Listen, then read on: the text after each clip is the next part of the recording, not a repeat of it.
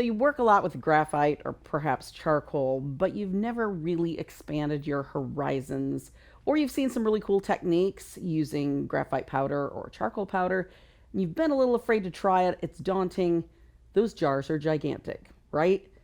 Well, Soho Urban Artist has a new drawing powder set that gives you 2 vials of 15-gram powder to be able to try some of those drawing techniques you've been dying to see, if it's something that you can employ kind of in your arsenal of techniques or not, without going whole hog.